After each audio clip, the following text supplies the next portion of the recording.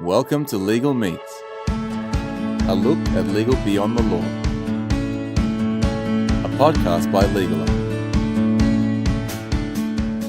On this episode of Legal Meets, we meet Lior, a Florida lawyer and Stanford Law School graduate focused on helping technology startups. Lior is known for his channel YouTuber Law, which recently covered the lawsuit between Dave Kleiman's estate and Dr. Craig Stephen Wright, both suspected of being Satoshi Nakamoto, the creators of Bitcoin. All right, welcome everyone to this episode of Legal Meets. I am joined by Lior over in Florida. Welcome, Lior. How are you? I'm doing great. Thank you so much for inviting me. Thank you for joining us in this episode of Legal Meets. I've been dying to talk to you. Obviously, legal is involved in a lot of blockchain projects, but there's this one mystery floating around, and it still probably hasn't been solved. But that is who is Satoshi Nakamoto. Shortly. And that's how I initially obviously discovered you. But just to kick things off, we always like to ask our guests, basically, if TED Talks got in touch with you tomorrow and you had to give a TED Talk and it couldn't be about legal and the things you're doing today as YouTuber Law, what would you be talking about? That's a great question. And unfortunately, you said I have to exclude everything legal, anything that I'm talking about now, because that would be the easy way. I mean, I would talk about First Amendment kind of issues, free speech and social media. So you took away the easy answer there.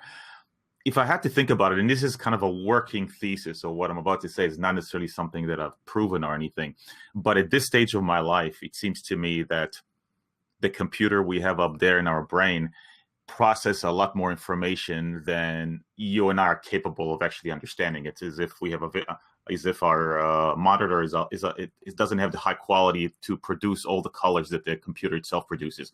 And so it seems to me that as I'm going through life, what I would call intuition, which is, I think, our brain's ability to process a lot of information of what's happening out there and actually come up with answer. Because my monitor of sorts is not quite as high a resolution, when I follow with my intuition, I tend to reach a level of success that when logic and reason conflict with it and I don't follow that intuition, to go down a less successful path.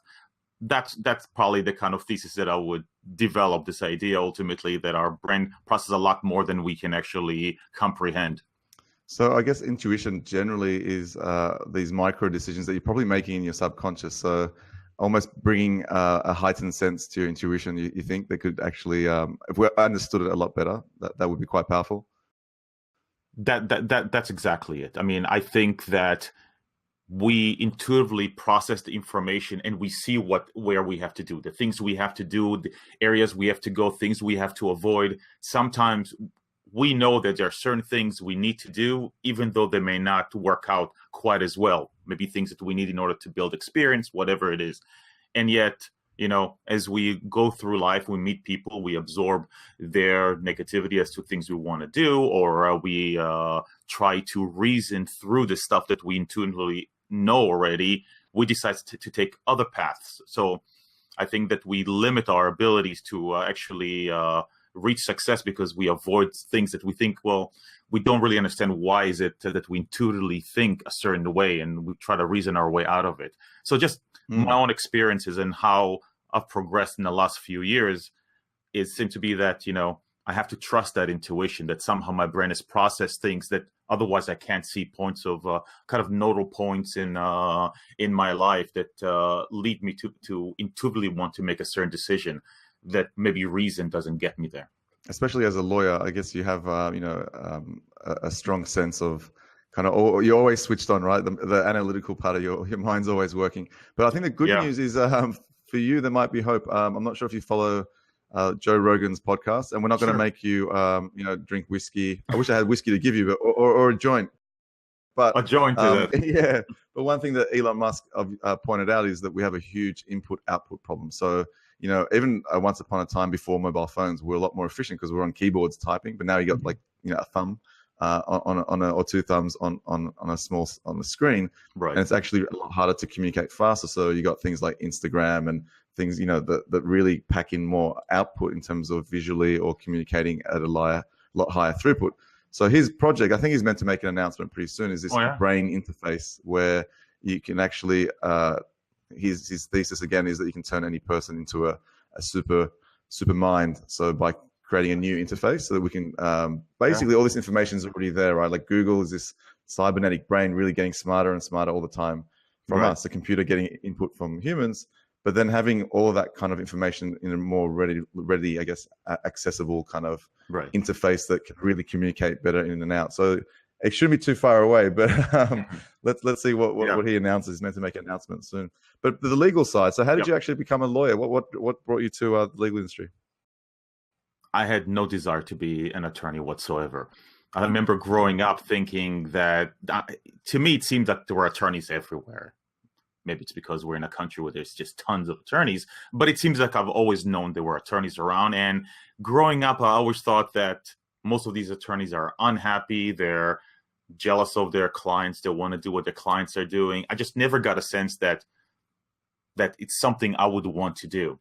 And I completely avoided it. And I went to school, bachelor's and a graduate degree in international economics and finance.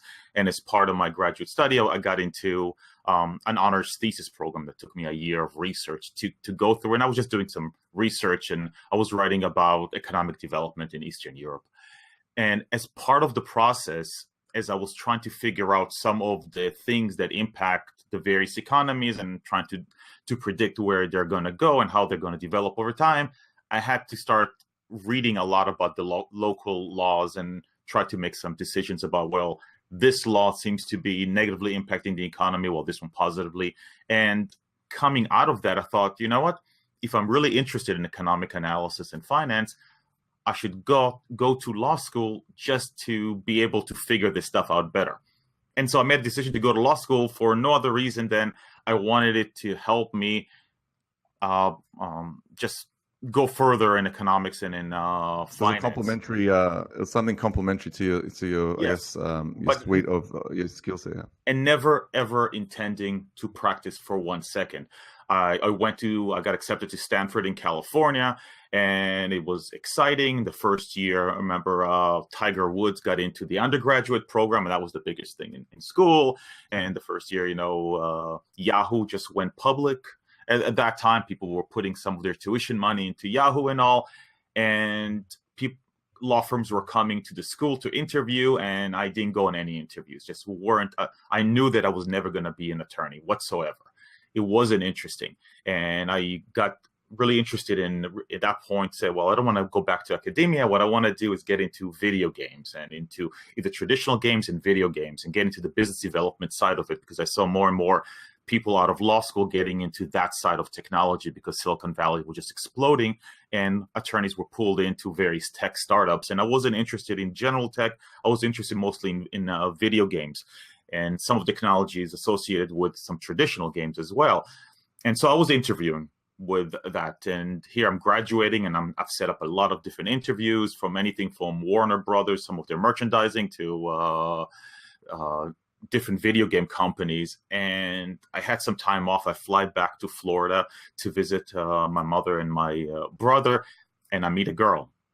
And 2 weeks later, I meet her for one date. I go back to California. 2 weeks later, I pack up, put my stuff in storage, and I drive down to Florida. Game changer. And that's it. It's all about the girl, right? So I'm now in Florida, and none of the stuff that I was interested that was so prevalent in California, like technology and video games, didn't exist. Now, not today. It's different. You've got more tech startup in Miami and all, but culture, right? Yeah, nothing existed like that. So what do I do? Now I'm going to marry somebody, to get married. I guess I have to be a lawyer. And that's how I got into law to begin with. It was something that I studied, never intending to do. And at that point, I had to make the best of it, develop kind of a practice that I thought over time would be interesting to me. So it took me a few years to get there, but that was the impetus.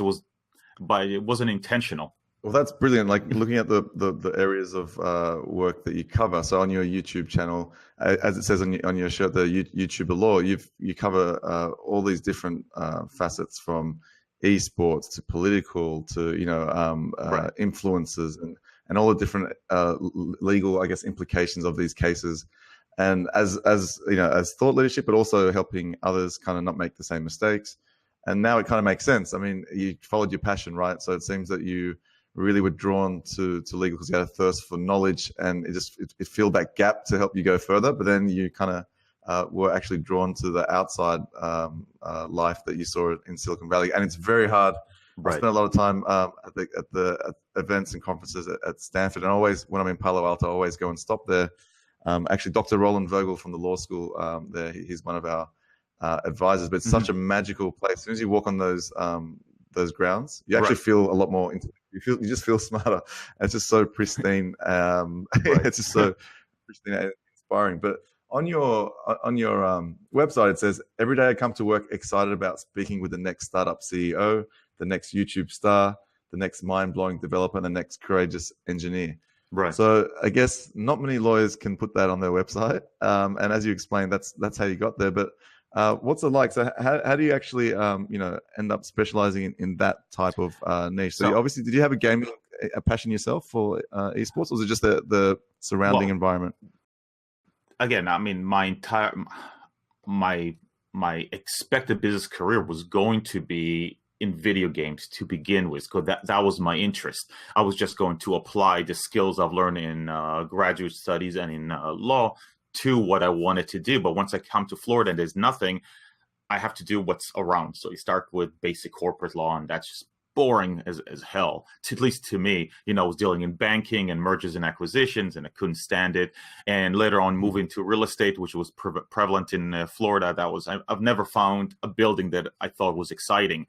And over time, one actually on a trip that I was invited by the city to join them on, like an economic mission to China, and I'm on a flight from, I think, Philadelphia. We flew from Miami to Philadelphia, and then straight on to Beijing. I sat next to a husband and wife out of Miami that just started this tech company.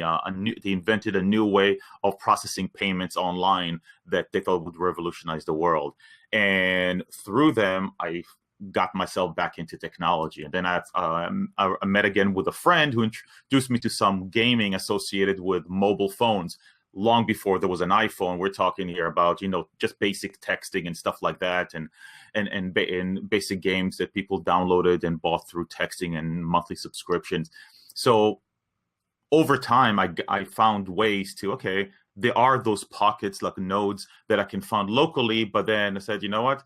I do have a license in California, not just in Florida. So using at that point the internet, I started just promoting myself to people in technology and to startups. And my entire practice then grew out of things happening in New York and in California and Texas, North Carolina, people that were in startups. And that kind of drew me in, and my practice became largely, and my wife was always upset because it seems that I was, the best part of my day and the most billables I was giving away for free because I was enjoying talking to people. But they would call me up, and I would get calls every single day about, this is our next $1 billion ideas, Now, then it developed, what legally they need, but it was always about, this is our idea. And, it's fascinating. You're talking to people that are coming. Yeah, because they're coming up with sometimes amazing ideas and sometimes absolutely nutty ideas that will never work. Mm-hmm. But the very fact that a brain thought of that is it's fascinating. So that's what I enjoyed. Some of the great, some absolutely brilliant people with brilliant ideas that couldn't turn it into a viable product because let's say they spend all their money on building a great product but didn't know how to market it. And sometimes people that had a terrible, terrible idea that you would never think anybody would buy, but they were brilliant salesmen and how their product, exploded in the marketplace. So the stories were fascinating, and that's what I loved. And I spent, years and years, a huge part of my practice was just talking to people about their great ideas and what they're looking to do. And you catch them in that early stage where everything is possible, and they find the perfect partner and the perfect investor, and everything is going to come out amazing. And you get into those conversations, and years later, that is effectively what I feel I'm getting through YouTube, through social media today. Something that before because of the nature of the internet, was just incoming. I promoted myself on the internet, and after a while, people are, come to you now through social media and YouTube, live streaming and live chats and everything else. It's more of a two-way communication, and now you get the stories, and they're different now. Now you're talking to social influencers, and how they start by building their brand, and over time they build these, multiple lines of businesses that feed off of that brand. And it's in many ways very similar to what I've done for years and years, but just different because the market is different. Well, that's what I love about your story, is that a lot of the time, especially in the legal industry, we talk about automation coming, AI, a lot of this technological advancements that are going to take away some of the work of the lawyer. But the question then becomes, so what should lawyers be doing? But it seems like somewhat organically, you've done all the right things. A big part of, again, a broader part of the market is sole practitioners, which a lot of people don't realize. It's almost like 80% of the market. But it's really hard to create a brand as a lawyer. And it's also really hard to differentiate and create a niche. But it seems like you've ticked all those boxes. So when someone looks you up online, you've got things that don't generally come up for a lawyer, like Quora, things that you've done a lot of thought leadership and really navigated the digital space, obviously quite well because of the penchant and the background you've had with these projects that you've worked on. So that's really quite unique. And again, I obviously discovered you on YouTube. Mm-hmm. So in my search, I was down the rabbit hole as it is. Right. Trying to find out who exactly Satoshi Nakamoto is, right? So there's a lot of claims, there's lots of talk still, and a lot of question marks, really. But you'd covered a really fascinating case. So again, the case that really came to my attention was Dave Kleiman, his estate. He was a cryptographer and a developer, versus Dr. Craig Stephen Wright, who's actually an Australian. So originally, we claim to, we claim, exactly. That's a very important point to differentiate. But we claim we created Wi-Fi, so that was created by the CSIRO here. We created Google Maps. So there's we'd like to say we claimed Bitcoin. We created Bitcoin as well. So take me to what caught your fascination with this case? Well, first of all, let me just say I think it's a high likelihood that the very idea of Bitcoin came out of Australia. Whether or not the development of it did, I think that definitely the idea, what initiated it, seems to have come out of Australia anyway. At least there's good evidence to it. I can't tell you that I'm fascinated with cryptocurrencies per se, as much I am is in the underlying technology, and that comes to me only, I think, largely because of my background in economics. The idea that somebody can actually create artificial constraints on supply in order to create value, which is ultimately how it works. The idea, that Bitcoins effectively are mined for, but is a constraint on all total supply and how long it will take and the cost of producing it over time, and it becomes more and more difficult. Those kind of rules that create value in a world normally where we think that digital products don't have inherent value, right? If I can produce something digitally, I can ultimately sell it unlimitedly, right? I mean, my cost is only initial cost, but at that point I can sell it. There is no cost to any additional unit being sold here, but a system that can actually create artificial constraints in order to create value, so that effectively the creation, being able to put an additional product into the market, there's actually is incremental cost to it. That in itself is fascinating. So that's originally what got me.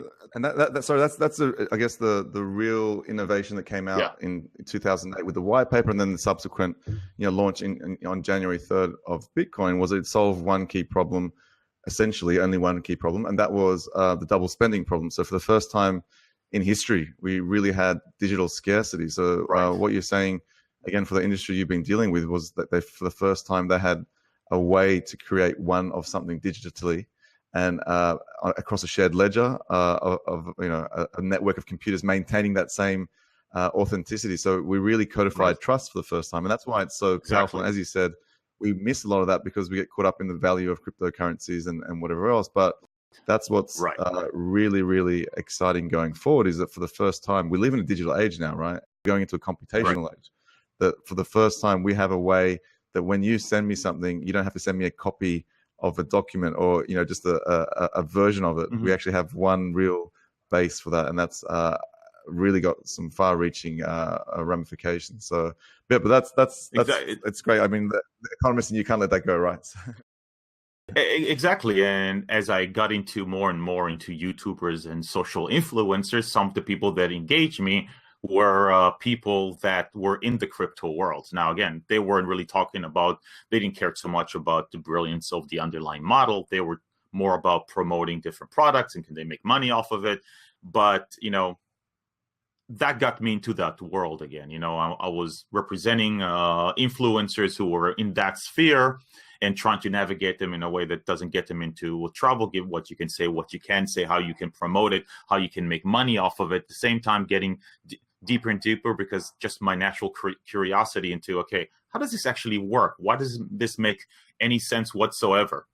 And so that's how I initially got into it.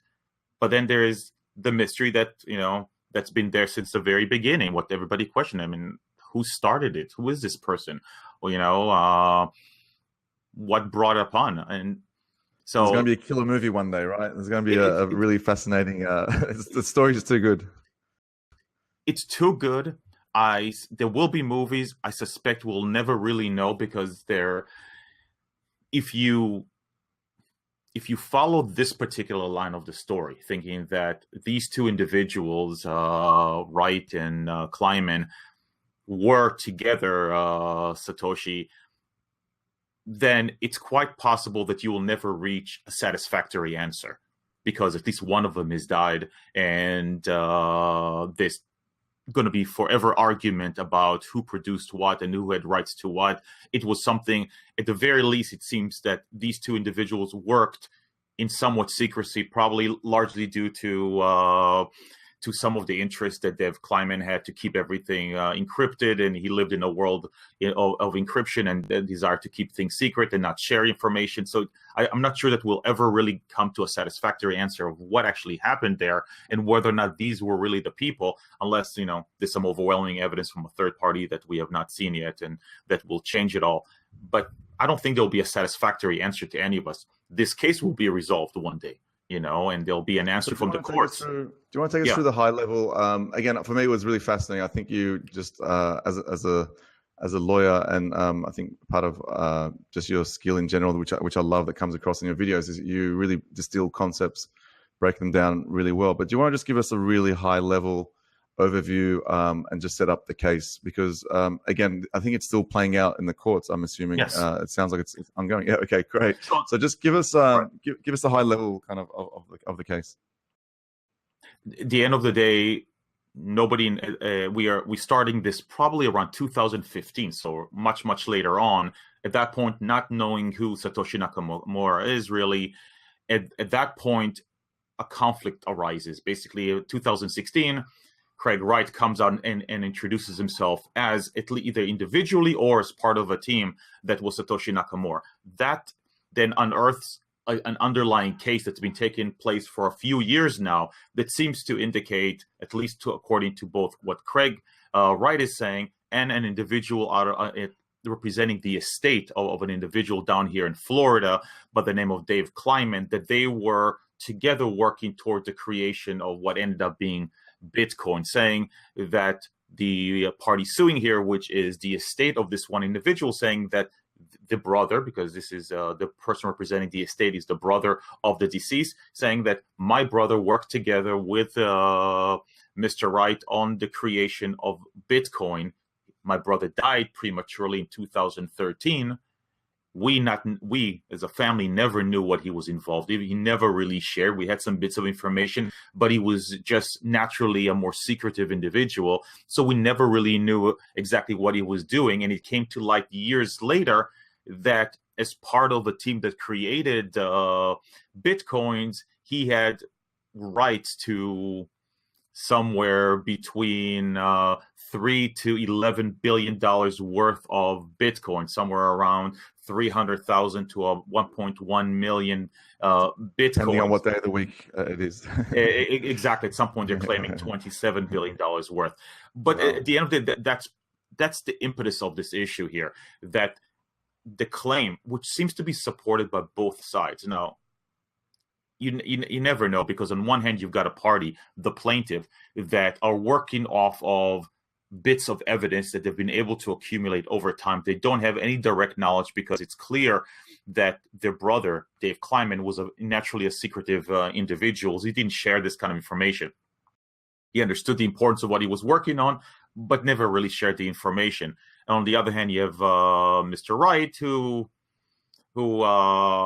some people consider less than forthright in his position, and many people do not necessarily trust what he's claiming, that may have an interest to push an agenda that claims that he was either individually or part of a team that was known as Satoshi Nakamura. But the heart of the case is this lawsuit by the estate of an individual claiming that that their brother created value both in intellectual property and in actual mined Bitcoins, coins that were actually mined in the very, very early stage of the Bitcoin world, where it was much, much easier to actually mine and accumulate wealth. At that point, wasn't really considered much wealth, but nowadays is wealth. And yet, because they didn't know of his involvement and the amount of assets that he had, Mr. Wright was able to defraud the estate and steal and siphon off those assets, intellectual property, and the Bitcoins through fraudulent transactions, either things that he did without any permission, or by writing fraudulent contracts, by filing fraudulent lawsuits in South Wales in Australia and getting the court there to believe that certain things were approved in Florida, that they were just basically giving legal imprimatur to, basically just supporting things that were already approved. So the case gets very, very complicated, but it's hard. It's just, you stole my Bitcoins. It's really, that's essentially that's it. At the heart of it. I mean, we'll provide some background for those that obviously aren't too familiar with the case. Obviously, there's some people that think that Craig Wright is just a complete scam. So I think it's I've gotten many of those comments on the videos. The fake Toshi Scamamoto, right? So that's right. One moniker for him. But essentially, there's so much evidence sprinkled throughout all the, whether it's anecdotal, that really points to him being involved. It points to Dave Kleiman being involved. Where I guess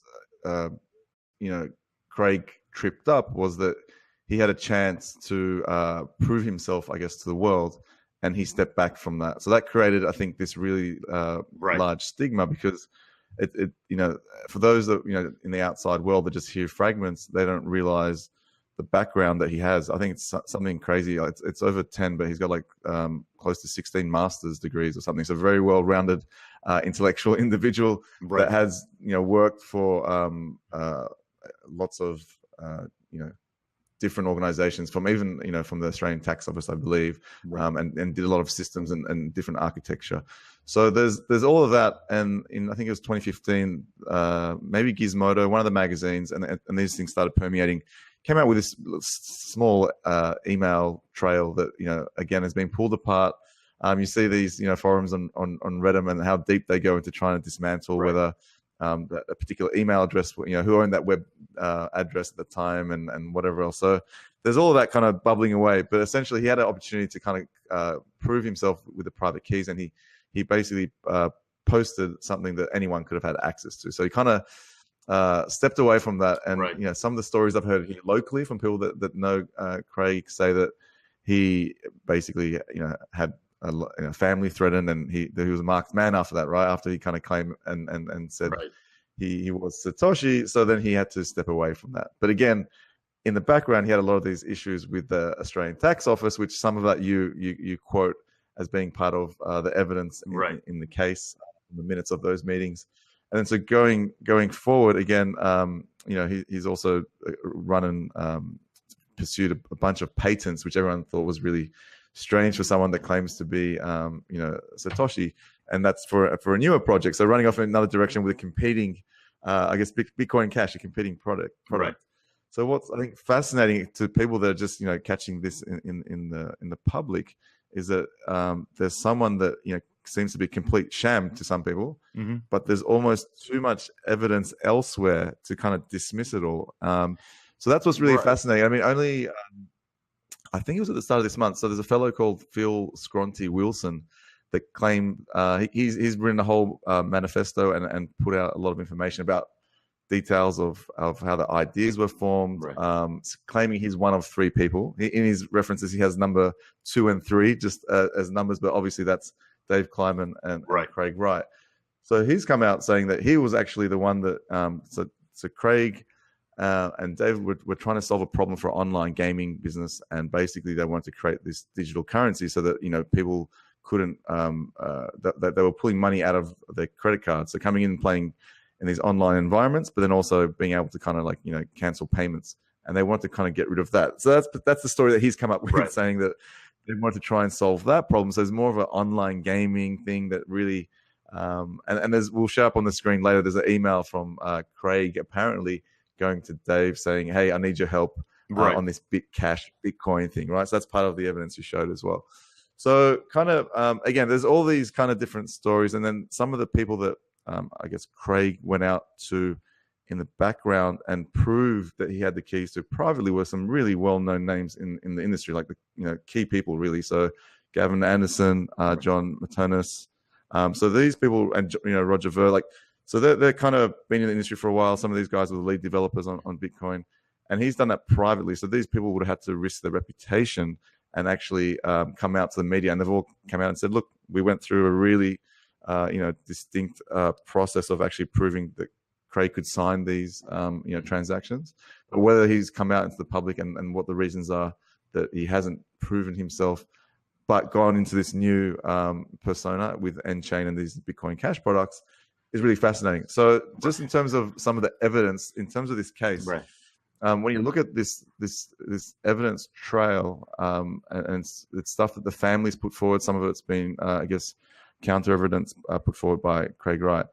Just go through some of those things that really, I guess, stand out for you. I mean, there's the signature and some real discrepancies. So just go through, and what are those things that, as a lawyer, that you're kind of going, "Hey, these are kind of some red flags. What's going on?"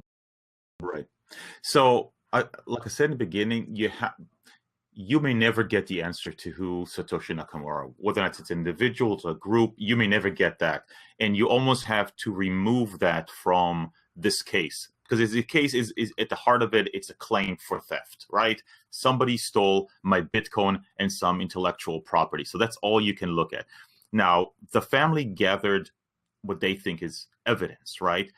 Now, the heart of the issue is here that they don't have any direct information. They have things that they've collected from the media, things they've collected from the Australian, I believe, taxing authority, things that they've from emails they've gathered from Craig Wright. And they point to various inconsistencies, right? So they've seen email on their brother's computer where Craig is asking him, "You've always been there for me. I have a problem I want you to help me work on." And he agrees to it. And a year later, again, you worked with me a year ago on this. I have something. I need a follow up to make it real. So there seems to be at least some email evidence suggesting that they've worked on a product. Sorry, Lior. Yes, I'm just going to stop you on that one, because that could be a really big key point of evidence. Yeah. That being shown in the trial, is that submitted by? Do you know if that's submitted by Dave's family directly? So is that actually that email actually exists on a computer that belonged to Dave Kleiman? Yes, they went through the from what you can gather from the complaint and the amended complaint and the response that they later had to do in opposition to the motion to dismiss. It seems that they were able to actually get into the computer. Dave Kleiman seems to be love encryption, so certain elements were encrypted, so he couldn't get into. But it seems that they were able to access the email portion of it. That portion was not encrypted, while other elements were. So so they weren't able to access everything, but it seems that they had access to email. So because they on their side had correspondence between Craig Wright and their brother, and it seems that also parts of it, because again, it's not clear from the complaint where they got it. it seems that also parts of it were they received through the Australian taxing authority that really put him on the hunt, kind of like, because things were submitted by Craig Wright to the taxing authorities. I'm not really clear on what issues he had in Australia. He was negotiating with them on what he's come forward with is often quoting that he was negotiating how much tax he was meant to pay on something, whether it was the proceeds of mining or this exact sum. He's been quite open about that. So yeah. Right. So as part of it, he was showing to the taxing authority that he owns X number of Bitcoins through a relationship that he had with Dave. So he submitted some of that as evidence to the taxing authority. So it's not completely clear. There's allegation and insinuations by Craig Wright, but it's not really clear exactly which emails they got directly from the hard drive and which ones they received, whether properly or improperly, through the taxing authority in Australia when they actually called the family up to verify the things that Craig was saying to them, part of their own investigation. So they were receiving it from multiple places. The dates are interesting on that because when you look at that email, that's again the one that where my question was coming from was that I think Gizmodo published one of these, and it's dated only a few months before the actual white paper was released. Right. And that to me was interesting because when you think about the relationship that it's clearly there that these guys had from 2003, so 10 years before Dave Kleiman passed away. So they met online, and through a series of interactions, it seems that Kleiman over time really helped Craig and vice versa. And there's some other conversations they've got on forums that have been documented. So again, they definitely knew each other. Right. That's not really a question mark. But even when you look at that one event, and in the responses of Craig Wright, he never disputes the validity of those statements. That's never his defense. Now, it could be that down the line he would, but he never disputes the validity of any of those correspondence, anything that he said to Dave Kleiman or anything that he then wrote to the family directly. He never disputes any of those. So let's cut to the core of the evidence for, this theft case. And then if you look at the evidence that, in his defense, Craig Wright has put forward, you've got some, shonky at best, evidence and signatures and this trail of documents over mostly IP, ownership of trusts and entities. So point out a few of those for us because it cuts deeper to the heart of the story. It's that, yes, we know there's some relationship there. It seems in retrospect, maybe some things that should have been done, just maybe business 101 things like setting up, minutes of meetings and shareholders agreements, whatever it is, possibly weren't there. So maybe all this kind of happened, but going back and trying to claim ownership over something like the actual Bitcoin was really hard for Craig Wright. And then this is probably where this fraud, again, just, it's hard to say, but possibly this is where the fraud starts creeping in. It's like, okay, how do I now make these things that I had some right to, but how do I make them mine now? So what are some of the evidence? Right. So, a huge part of it, as much as you feel for the family, and they might be correct, right? Because they have a whole story written of exactly how everything happened, and that might be correct. The evidence seems to provide little details that would fit the story, but then again, other details could fit that. Other stories could fit the same kind of evidence. Much of it has to do in the beginning of the fact, like you mentioned, that there was really no organizational, just basic organizational structure and organizational documents that would have actually explained the relationship between Kleiman and Craig. So part of it is that just was a failure of two put things on paper, explain their relationship, who owns what, who did what, how what happens as a result of investments and work of the different companies. They probably didn't know what it was going to become, right? They probably didn't know that maybe there's a potential. But it's the reality that I see it all the time. Yeah, Bitcoin is complicated, but I see it in very basic businesses.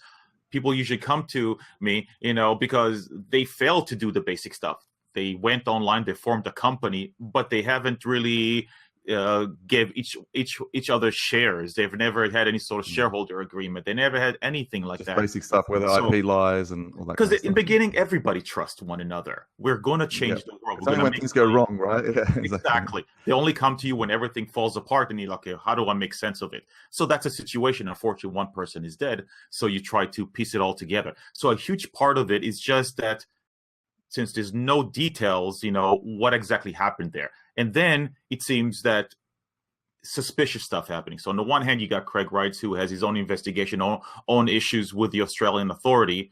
And at a very similar time, there's claims of timing here. He contacts Kleiman's family that don't know anything about Dave Kleiman's history and what he actually did for a living, the kind of things he worked on, and told him that they were involved together in a project, and they may have claimed to a great deal of money that as a result of their joint work together. Make sure to take a look at the hard drive, look for a specific file, make sure not to erase it.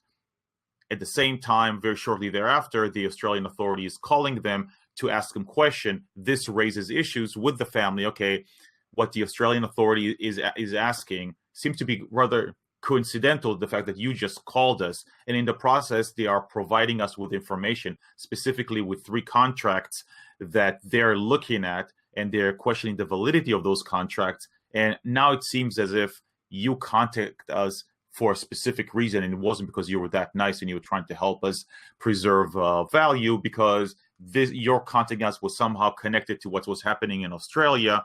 And this might be revealing the fact that you siphoned off assets that our brother had rights to. That seems to be the real. Sorry, Leo. That seems to be the real catalyst for all of this, right? So Yes. it seems like the ATO putting pressure on this side with an investigation locally here in New South Wales, where Craig was residing at the time, and now he's obviously since residing in the UK. So it seems that this external pressure came, and they've started kind of uncover layers.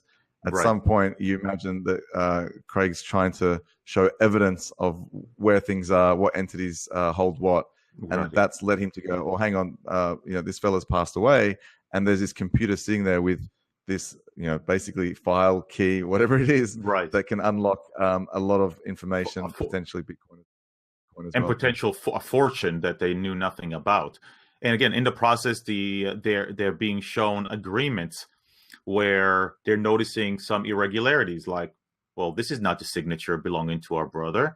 But then you can see that it was an electronic signature, so that you can create on any computer. We'll show that up on the screen. So with that particular bit of evidence, you pointed out in your video that, and again, this is part of the trial, that when you look at Dave Kleiman's actual signature authenticated by his driver's license and things they've got real evidence of, and you put it next to the documents that Craig presented, essentially it's very, very similar to Otto, a font that exists. So it's kind of this running writing, kind of cursive writing, and it's literally the exact same thing. So he's again gone, how can I my assumption that I put a signature that's going to be quite consistent across a bunch of documents that kind of looks legit, and it's actually a typed signature. So that's obviously a big red flag that there's been some kind of fraud.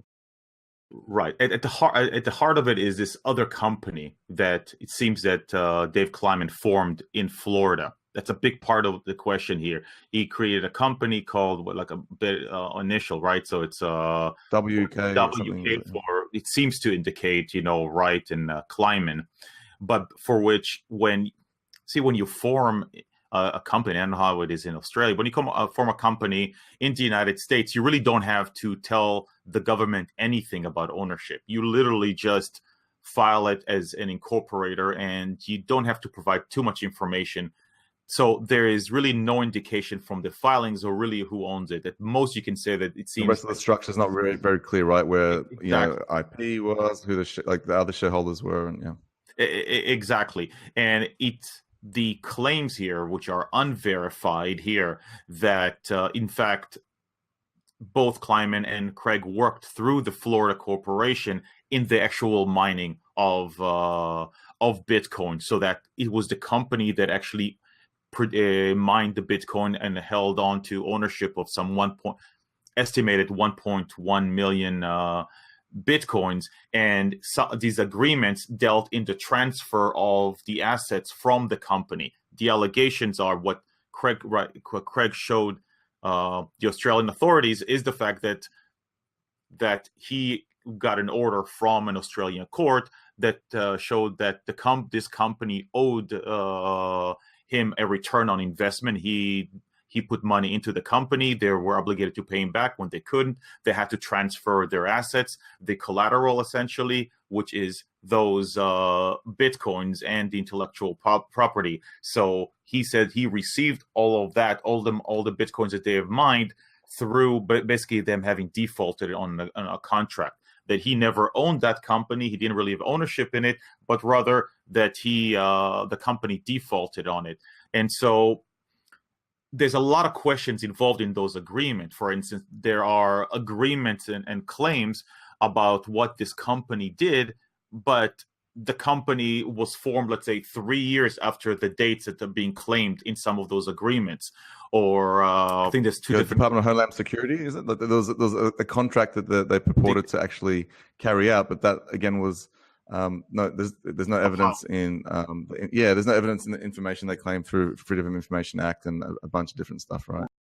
Right. So, for instance, they were claiming to have done work for Homeland Security, and evidence showed that they actually were rejected. So they made nothing out of those contracts because they were rejected and never got the work. So a lot of things just didn't make any sense.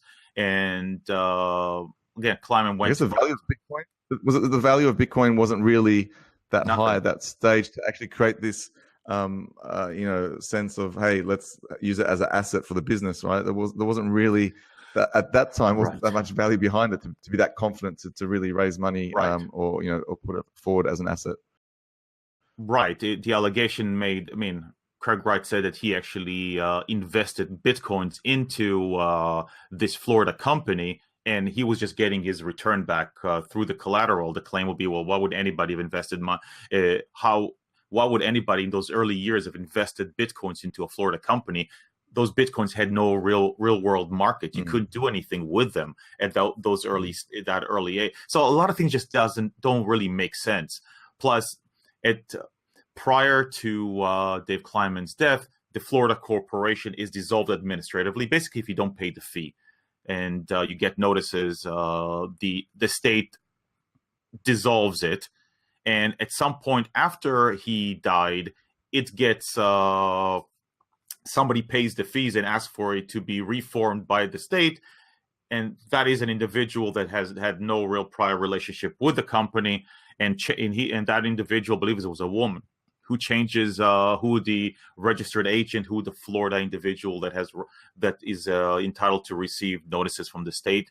She names herself, and she's involved in the process later on in Australia, that where Kleiman actually files a claim with the court and gets approved by the court, where those assets actually gets moved from the company to Dave Kleiman as part of the collateral. So there's a lot of weird stuff that happened that leads one to say, well, I don't know what the truth is, but why is this so weird? Why did we get a company that was dissolved and then an individual unrelated to it later on reforms it and uses that authority, then whatever that authority is, it's really just a registered agent, to sign on to vote herself to be the secretary of the company, and then sign contract and then provide affidavits to I believe the Australian courts proving some of the transfer of the assets earlier on. There's a lot of weird stuff that doesn't really make too much sense. Does that mean that the story told by the plaintiff or the estate is correct? Not necessarily. Could be that Wright wanted to cut corners, make life easier by doing something, but ultimately ended up with whatever he was already entitled to. You never really know the underlying story. That's part of the problem here, that when nothing is ever documented, and you don't know what the relationship, you don't know who has rights to, and later on somebody has to go through and try to investigate it. It makes it very, very difficult to find what is the right story that fits this particular set of weird events. So is there any I guess in terms of jurisdiction. So from a lawyer's perspective, this case is played out in a Florida court. The family is obviously based there, and then the initial company was incorporated there, W&K, as we spoke about. Dr. Craig Wright is now living either in London or thereabouts in the UK. Right. So it seems that potentially he was moving away from issues here with the Australian Tax Office, maybe more beneficial to set up the new venture over there. So how does this play out in terms of jurisdiction in court? Because a lot of people have this notion that if you're not there, then, it's just the Florida court kind of doing its thing. They're not going to, extradite him or whatever else. What right do they actually have? Like what power is there? I mean, there's a benefit, Craig being in London? Not necessarily in London, but I can say it doesn't look good for Kleiman's estate, because ultimately there's a lot of allegation, but very few bits of data that actually prove something. There's stuff that would hint at, this could be wrong, but there's no real, no big amount of information here. So you're asking the Florida court here, to rule that a shareholder, somebody basically stole assets of a corporation that a Florida resident had interest in prior to his death. And that's very difficult for them to do, because at most, from what is being claimed, there were at best some oral agreements, some structure that they operated it. They may have never even understood what the structure is. And you're asking the court to come in and enforce their own idea of how that structure should have looked like. And at the same time, you're asking them to negate a decision made in Australia, in another jurisdiction, about ownership of those very assets. Because ultimately, that's what the Florida court would have to do. It would have to say that there was a problem in Australia, and the way that the decision was made in Australia with regards to the transfer of the assets. It's highly unlikely that a Florida court would make that kind of a leap. If there was a lot of documentary evidence, things that they could really get into, it would be difficult. But at that point, they have some basis to at least continue this lawsuit and maybe allow for discovery, maybe get some information from potentially Craig Wright here if they can force him. I mean, he's already responded, so he's already accepted service here. But is that one of the things with these cases? Sorry, Leo, if you, given the fact that he has responded, obviously, has he served some type of right now to actually, does it trigger anything? Is it like, does he become a party to something any different to him? If he just said, all right, great, you got this case, I'm just going to deny it, or just not even respond, or whatever else. But he's actually replied to the courts, right? Right. But he's right now arguing lack of jurisdiction. He's not really arguing the facts here. So he can actually argue that you don't have jurisdiction without having to argue about the actual facts here. So and he's a lawyer too, right? So he's actually studied law as well. So, he's actually a lawyer as well. So exactly. So to me, the idea that a Florida court would, based on at best an oral agreement, some sort of unknown structure where the individual has passed away and the plaintiffs don't have direct knowledge of it, actually negate a decision in Australia, and as a result force somebody currently residing in London to stand trial in Florida for potential fraud. That's asking a court to do a great deal. I think this case is ripe for a dismissal with the injunction of you can come back, but I think maybe you first find some evidence. You have to go to Australia. Maybe you have to present your evidence first in Australia to see whether or not they would put at question here their stamp on the transfer of the assets, because as long as there's validity to that transfer, there's really no case at the end of the day. You can argue there was some theft outside of it. That's what the family is saying. You put away those particular assets, there's still some fraud that was committed within the state of Florida. but it's very unclear what that value of anything is if you take away the underlying intellectual property and the bitcoins, So I just think it's asking the court to do a great deal, basically to question something that effectively was decided in Australia when it comes to ownership of an asset. So they filed a complaint. There was a response, was basically a motion to dismiss. They filed an amended complaint. There was another motion to dismiss, and now they filed documentation basically in support of the motion or in the opposition to the motion to dismiss. At this point, you're waiting for a response. Really, there was a lot of delays, a lot of requests for extension of time and stuff like that. Right. Okay. So this has been delayed. So as it stands now, in terms of just even away from the case, so it seems that Craig Wright was able to actually walk away with the IP in terms of how things are set up now. Yep. But essentially, there's a potential that he doesn't have all the means to access. Basically doesn't have the private key. That could be because no funds have ever been moved from there. And I think for a lot of people, again, this incongruous character. So in people's minds, when especially this libertarian movement that's kind of really pushed Bitcoin a lot. Even for years, the price really went down. So the people that were really holding on and really investing, and I've met some of these early people. They really were kind of of the mind down with the bank. So it wasn't really the price that kept them there. Otherwise, they would have sold when it spiked early on. They've really hung in there. So this whole movement, and it seems that when someone like Craig Wright came onto the scene, kind of with his 3-piece suits, and apparently he used to go to all these meetings. I heard from one of his colleagues here, with top hats and suits and canes and whatever else. So it wasn't an act. It was kind of, that's just his character. But essentially, when this person comes out and then starts claiming things, and it almost spoils the magic of this kind of, we have this image in our mind that it's this, selfless person that, wanted this new future and whatever else. But essentially, it's probably just, some computer scientists or engineers that were working on a project trying to solve a problem, and this was kind of spawned out of it. And again, this is probably why you have these loose ends, because it wasn't such a well thought out thing, but it gained all this momentum and steam.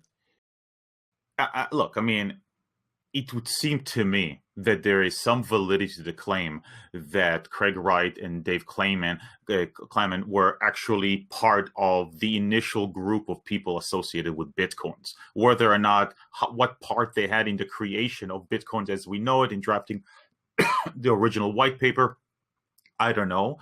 But they were definitely part of that initial group. And it's quite possible the reason why no one can provide today the private key is because there is vague statements peppered throughout Craig Wright's different responses that suggest that that it was encrypted, that Dave Kleiman in fact was so obsessed with encryption, because that was it, that he's holding some information that they can't access. Yeah. It's in the hard drive that nobody can access. So it's a bit like that guy in the UK. Doesn't make a difference who claims it. Nobody can access it, and that block hasn't been touched, right? Like the billion. And so I mean, there was that fellow in the UK who I think his hard drive was just probably making too much noise and chewing up too much of his electricity, and threw away. Again, it wasn't worth that much. Like, it probably wasn't worth as much as the actual hardware it was mining Bitcoins on. Threw it away, and it's on a dumpster, and he's, I think, going to try to do an ICO to actually buy the area of land and try and dredge it up. And so going back to, again, the different characters that kind of, are sprinkled throughout this kind of this story. Hal Finney was one of the other, he was the one that received the first Bitcoin transaction. Mm-hmm. And, he actually lived in the area where that gentleman initially, Dorian, Satoshi Nakamoto, the guy that got, you see his photo around if you type in, the Bitcoin founder, you see this fellow from Asian descent, and it's kind of like how you imagine Satoshi Nakamoto. It's kind of, bespectacled, kind of, hacker-looking guy. And so that was around where Hal Finney lived, and he developed ALS, and he actually, I guess, he's being cryogenically frozen, I think, to come back and maybe claim, so he froze himself, and he had ALS, and his health deteriorated. And that, a lot of people say that matched, again, he obviously was involved because he was a developer and he received the first Bitcoin, so he knew somebody, and they're saying maybe he's kind of sent it to himself. but he's passed away too, right? So that the story kind of the plot thickens where you've got this gentleman whose health deteriorated right around the same time where Satoshi's communications kind of tailed off and he disappeared. And so a lot of people point at that. There's Nick Szabo, who obviously many years ago had these building blocks of what would become a digital cash, and created the notion of smart contracts and a bunch of things. So all these kinds of figures are floating around, and people like to kind of side with one or the other and piece the narrative together retrospectively. And again, that's why it's such a fascinating story. But to me, for all, I guess Craig Wright is a marked man where he's got the most amount of conjecture around his story, because he came out and said it's me, and then kind of backed away. So again, from all of this that we've spoken about, it's just fascinating to see this trail of crumbs, and there's so much there that points to these guys being together, working on this stuff in different capacities. And then you've got these other people around them, again, like the Phil Scronty Wilson I mentioned. He's a Kiwi, he's a New Zealander. And he said he cleaned his hard drives from fear of, because he's got no real evidence apart from anecdotal. And he's put out this whole, it's basically almost like a stream of consciousness, but saying, this is how I remember things. It's also helping me remember things. Right. And then he's piecing it together that, again, the initial story was that this was trying to solve this online gambling kind of issue. And then that he was the one that really solved the real double spending problem and kind of, the blocks. He basically, suggested the blocks, and Craig's come back and said, great idea. So anyway, so we've got all of this surrounding it. Again, like you said, I don't think we'll ever know. It's almost poetic that maybe that block doesn't get touched, because it could also do bad things for no one should have that much maybe Bitcoin, but also would probably sink the rest of the market anyway. It almost ironically probably wipe out the rest of Bitcoin's value. So I mean, what do you think? How's this going to play out? Like, what do you think? We're going to sit back and will we ever know? No, I don't think so. I think this, again, I don't think you'll get anything out of this case. You'll get more info. It'd be interesting. If the Florida court allows us to move forward and it gets into discovery, then you're going to get a lot more information. So that might be a very interesting development. Not necessarily because the family in Florida will win, but through discovery, you can start asking for different hard drives and copies of emails.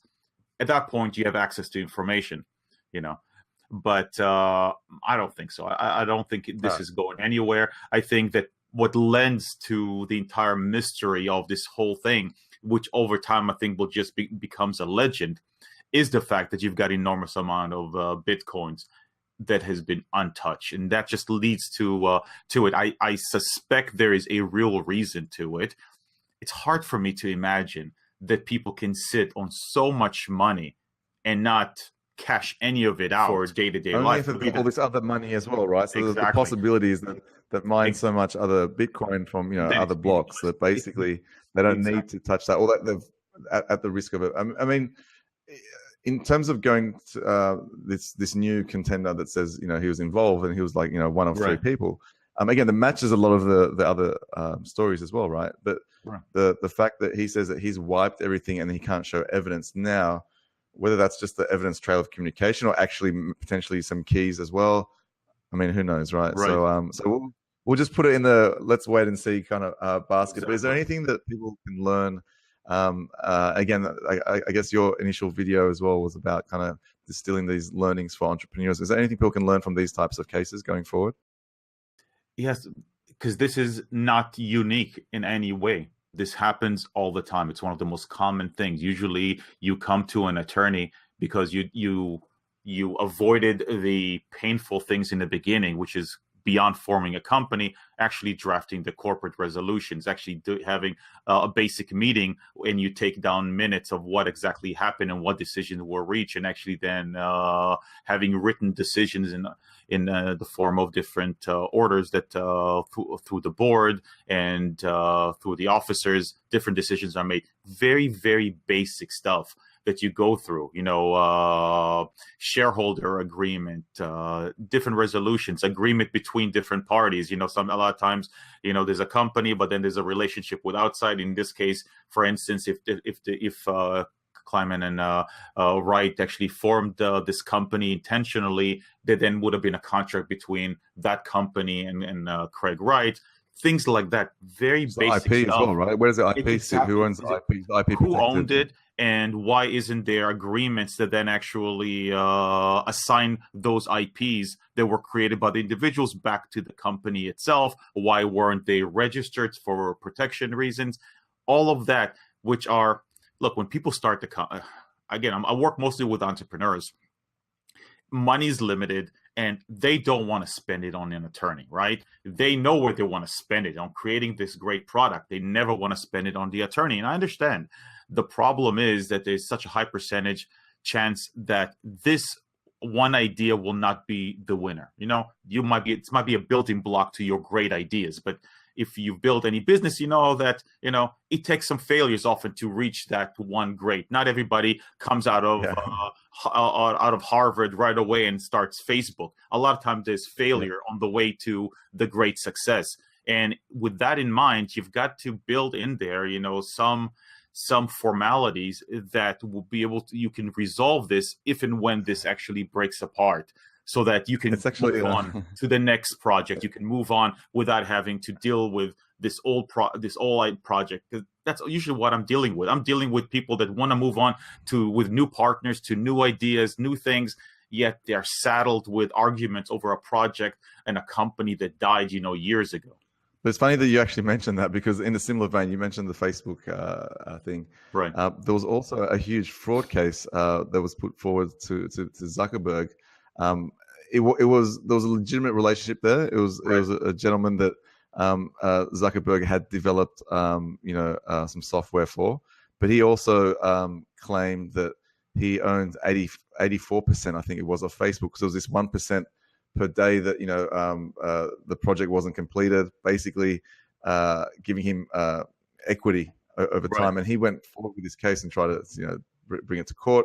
He did bring it to court, and then DLA Piper, I mean, his own lawyers finally realized there were kind of like some fraudulent documents. So one thing, again, it's fascinating, because when you're looking at this, you go back to what blockchain itself can promise, is that you can avoid this now. And it's actually something that we're working on at Legaler as well, is that you can hash, first of all, you can have a smart contract that's digital by nature, and that obviously makes it very hard to kind of to carry out these fraudulent kind of behaviors, because things are, there's one contract, it's coded, and the rules are based in code. So that's a lot. And you got digital signatures that you have one of, like the Bitcoin block.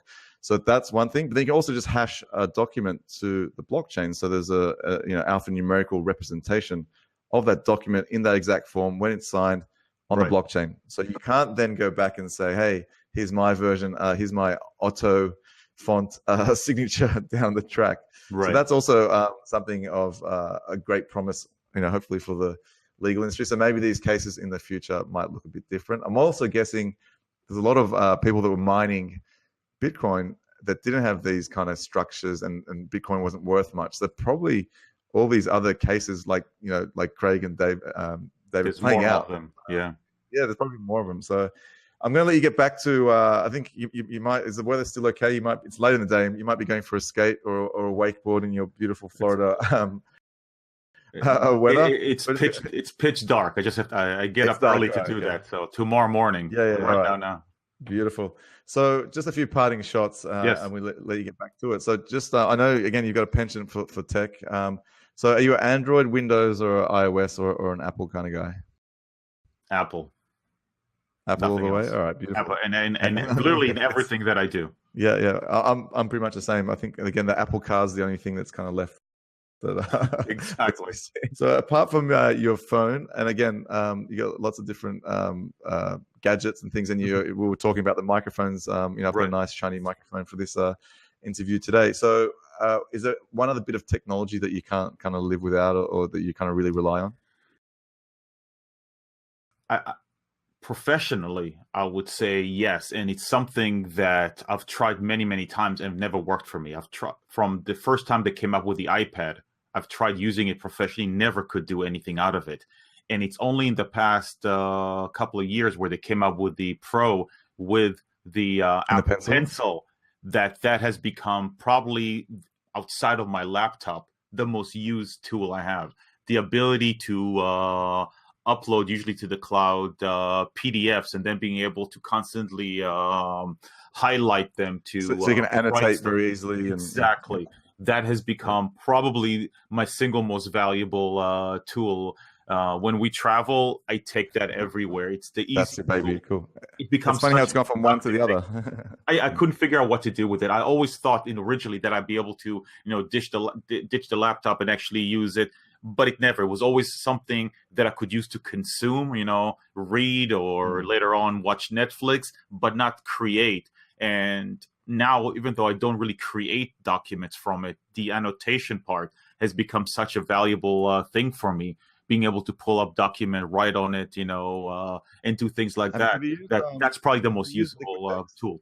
Have you used an app called I think it's called Liquid Text, and basically, again, in terms, because I've looked at all the different, from Evernote, and I've used a bunch over the years, but I was really fascinated with the way you can highlight a bunch of things and just pinch the screen, and it'll just show you just your highlighted ones, or you can expand it. No, I didn't see that. Yeah, so for me, we're writing kind of technical papers and white papers and things, and you got ones that you've studied, you've got like your own notes, to be able to just kind of have one piece there and just kind of reduce the screen and go, this is what I want to see, and then expand it, and it's really it's for lawyer. Yeah. So check that one out, and and so one thing that I want to see how it plays out is, I'm the same. I've got the iPad Pro, and then with the pencil, it just becomes so much more tactile, and you kind of feel like, you finally got that real notepad and whatever else.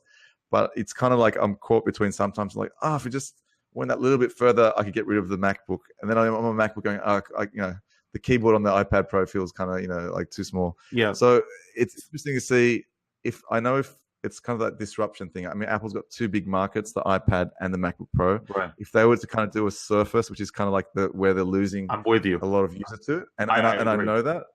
And Steve Jobs was always of the mind that no one would want to work, up and then down onto the screen. So there's this like philosophical thing there, but until they, I think, disrupt themselves and go, we're going to cannibalize one of these markets, someone's going to lose out in the end, because you're going to have these two big things, and these other devices will just do all of it. And that's where I'm interested to see what Apple kind of, at which point these things converge, because the OS on iPad just kind of keeps getting more like your, the iOS becomes more and more like the OS. So it's like, where do these two converge? Where do the touch screens all kind of, become one? And where does when do you want to, you come onto your MacBook Pro, you want to touch the screen and swipe if you use the iPad Pro.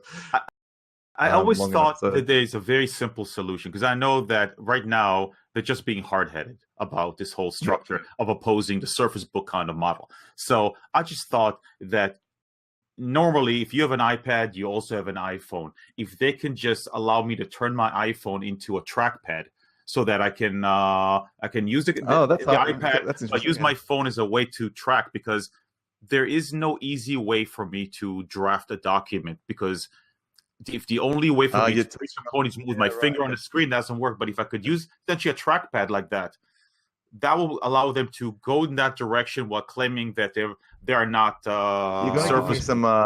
You've given me some homework. I'm going to check, because I reckon there must be something that does that. So let's find out. And maybe between Liquid Text and that, we can change each other's lives. So one final question for you. And again, is there any? You mentioned the skateboarding, and obviously you're in beautiful Florida, down in Miami, but is there any other daily rituals, whether it could be meditation, it could be some other, whatever it is, a coffee? Is there something that you do on a daily basis that kind of keeps you in your routine, keeps you feeling like Lior and sane? Right. I mean, right. So like I told you at the beginning, I've reached a point in my life where I'm trying to pursue everything that I intuitively feel that I already know. The result is that I require many more hours today of work than I've ever put in my entire professional life. So this past week, I woke up one time at 2:30 in the morning, another time at 3 o'clock in the morning, and start my entire day. So I spent so much time working, much more than I've ever worked my whole life, that the one thing that I found to be invaluable, and I only discovered it a few years ago, even though, is meditation. It's just the ability to center. I've always had this problem with, I have a million thoughts running through my head, which means that either I cannot focus, or, it creates stress, because, my That's computer. just you wondering who Satoshi Nakamoto is, right? Exactly. That alone, trying to figure out the evidence there. So just being able to center my brain, just try to quiet it down so that I can focus has been invaluable. Is there a particular type of like transcendental meditation? Is there a particular type, or you've developed your own? Not techniques? at all. Okay, so literally, because I live with Apple, it's about an app. I use Calm, which is an app. At some point, I use Headspace. Headspace, another one that I've used lately, only because just a couple of days ago I got the Watch Series 4 that I found that just a reminder of what it says to breathe just gets you into that mode to begin with. So suddenly I get something on my arm that just rings and tells me to breathe. It's funny. That has helped. Yeah, it's funny you say that, because I've got on my well, it's on the iPhone now, but I've discovered an app called We Croak, and it's pretty morbid concept, but basically 5 times a day it reminds you that you're going to die, but in a very beautiful way. It kind of gives you some it could be a Buddhist quote, it could be bits of literature, just there's no real rhyme or reason, but it's just things that really trigger. And it's kind of, when I first started, I was like, who'd want to do that? And then I started, and I was like, this is a very easy habit to just get sick of, and kind of, but I said, okay, I'm going to make it a point that every time it pops up, just to stop and open it, and whatever it is I'm doing. And it's fascinating. It's created this, because gratefulness is, again, one of these things that you can kind of train over time. It's just kind of like part of your mindset and your brain. But it's funny, I've kept going with it, and I'm actually surprised how long I've kept going with it. But it will give you a notification, and it's like you got a We Croak notification, and you hit it, and it'll be sometimes they're crap, but sometimes they're really profound. But just that moment of actually mindfulness and pausing to go, all right, what? I've got maybe 10 hours left in the day, but this could be only the last 10 hours I have. And it's really, really fascinating. So that's another one. Some of those little things are just hacks in our lives. Our lives works in certain ways, and we find ways to hack it to give us more focus, reduce stress, make us more productive, make us appreciate what's happening to us, because life is very, very short. So on the one hand, you got to appreciate how short it is, so that you actually appreciate what's around you, your family, your kids, and everything else. On the other hand, you have to appreciate the fact that you're likely to live for the next 40, 50 years. And so you can't just lay on the beach and take drugs and assume that you're going to die tomorrow. So it's just like, so these little hacks help us move along. It's that eternal challenge. But we speaking of, the things you enjoy and family, I better let you get back to your wife late at night. But I really appreciate you coming on the podcast. It's been absolutely fascinating, and I follow your podcast as well. So it's we'll be keeping tabs on development, and hopefully there is another a part 2 to the Satoshi video. So keep us informed, and I'll let people know on our podcast how to get in touch with you on the show notes. So thanks again for joining us, Lior. It's been a pleasure. Thank you so much. And when you're in New York, where you're building your own business, feel free to reach out to me. I'd love to visit sometime. All right, I know who to reach out to now. Thank you. Bye-bye.